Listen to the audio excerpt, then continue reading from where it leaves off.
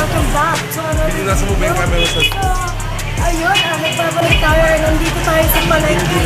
As you can see, nandito tayo para mag-vlog about at para magtanong sa kanila kung aware ba sila sa mga prostitutes or tinatawag natin sa Tagalog na pokpo.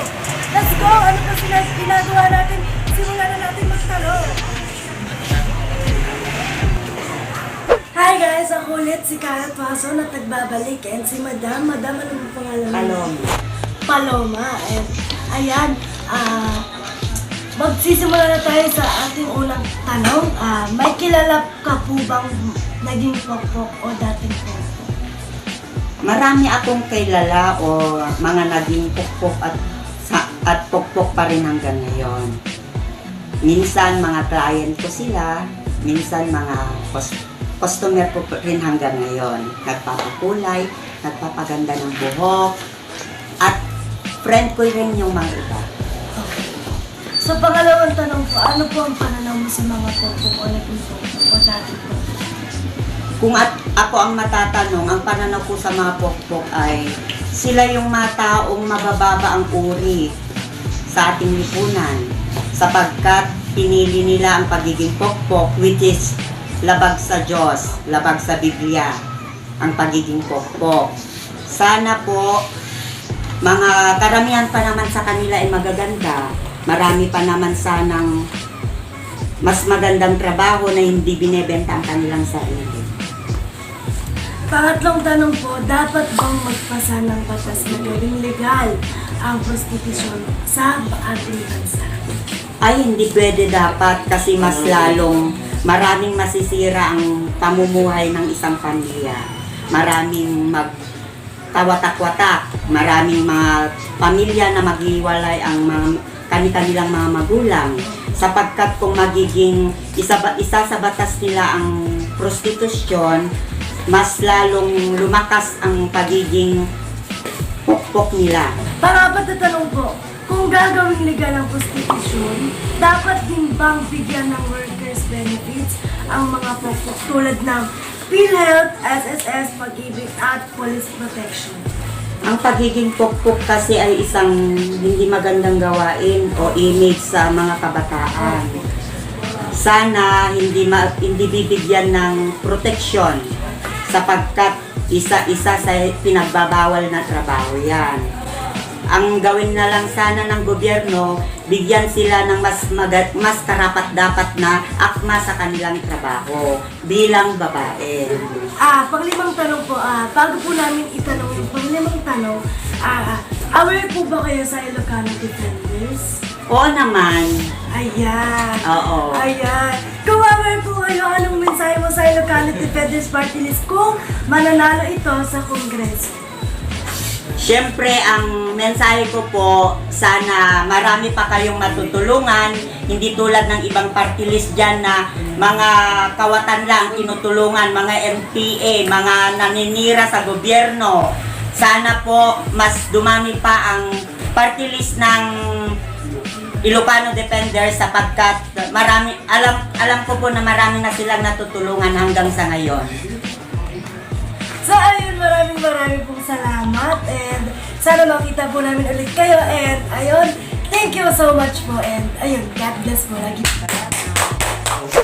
Hi guys! Ako nga pala si Kara sa nagbabalik. Andito si Madam. Madam, ano po pangalan ninyo? Marie. Marie, Marie sa Bawas umaga. Marie, sa gabi. Marie pa din. So ayun, pumayag siya na ma-interview natin siya. So magsimula na po tayo and unang tanong po, may kilala ka bang pokpok o naging pokpok o dating pokpok?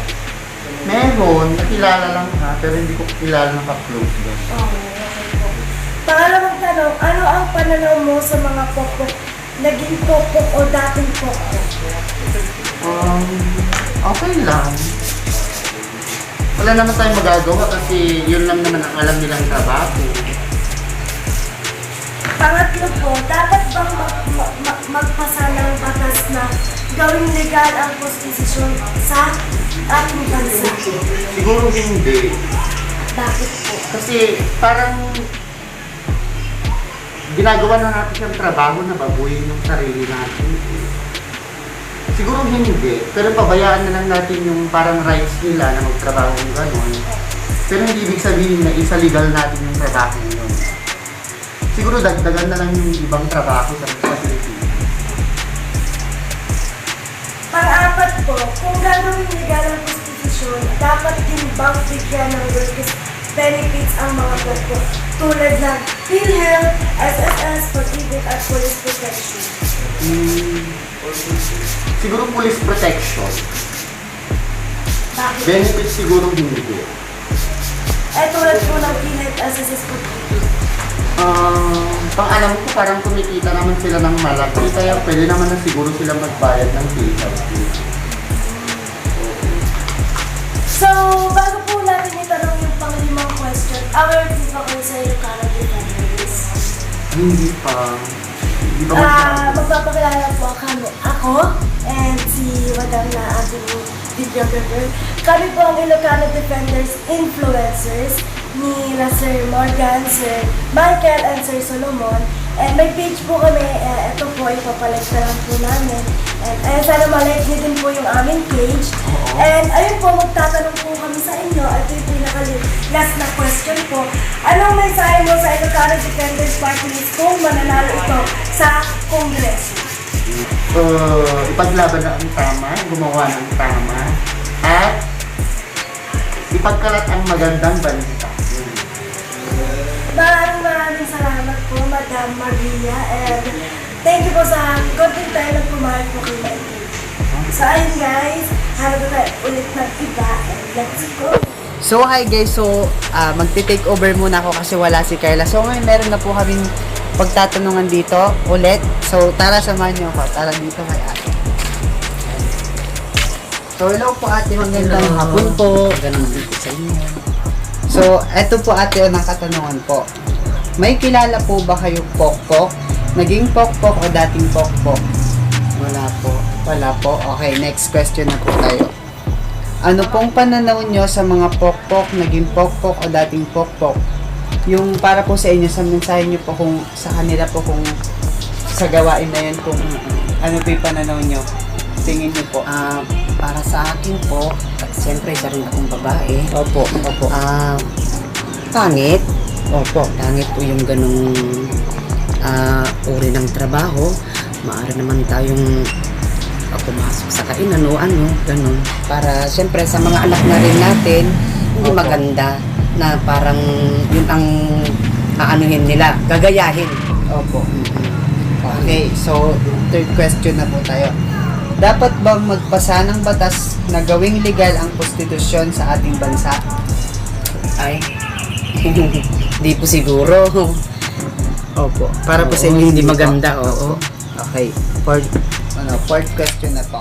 Kung gagawing legal ang prostitusyon, dapat din bang bigyan ng workers benefits ang mga pokpok tulad ng PhilHealth, SSS, pag-ibig at police protection? Hindi po. Hindi rin po. Para sa inyo, hindi po. Okay. Ito na po. Last question na po tayo. Anong mensahe nyo po sa Ilocano Defenders Party List kung manalo ito sa Kongreso? Kung sakaling manalo po ang Ilocano Defenders po, ang gusto ko rin pong manalo sila. Opo. Kasi kagaya nung kaibigan ko na andun sa Maynila, mga Opo. kapatid ko, Opo. para may maprotektahan din po sila. So yun po, maraming salamat po Salamat ate. din po. Yun po. So yun lang guys, so hanggang dito na lang po yung vlog and yun. So paalam po. Sige.